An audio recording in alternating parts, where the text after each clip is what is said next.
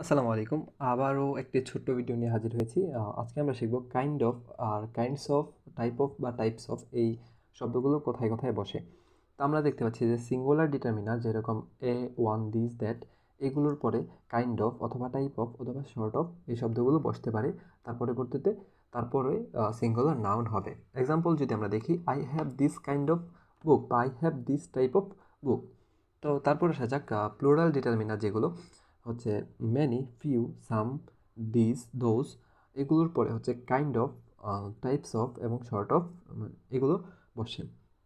তারপর পরবর্তীতে plural noun বসবে।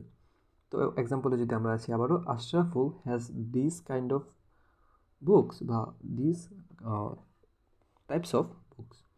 তো এবার কিছু কুইক প্র্যাকটিসে যদি আমরা আসি, যে Samantha didn't choose any of those kinds of chalk bars. তো এখানে আছে কি, দিস আছে, THESE এই শব্দটি আমরা এখানে দেখতে পাচ্ছি, এখানেও আছে, যা হচ্ছে প্লুরাল ডিটারমিনার। তো এখানে হচ্ছে কাইন্ডস অফ হবে, অন্য অপশনগুলোতে সিঙ্গুলার আছে, কাইন্ড অফ আছে, তা হচ্ছে এটা হবে না। সঠিক উত্তর হবে option A, this kinds of chocobars. The shopkeeper had hardly any dash, ড্যাশে কী হবে, of those kinds of canned goods, মানে হচ্ছে পণ্য, কী বলে এখানে অন্যগুলো কেন হবে না। একই রকমভাবে আমরা দেখতে পাচ্ছি এখানে দা কোনো ডিটারমিনার নেই, দা ডিটারমিনার অবশ্যই, দা এখানে একটি আর্টিকেল হিসেবে ব্যবহৃত হয়েছে। তো যাই হোক, দোজ একটা প্লুরাল ডিটারমিনার, তাই হচ্ছে তারপরে কাইন্ডস অফ হবে।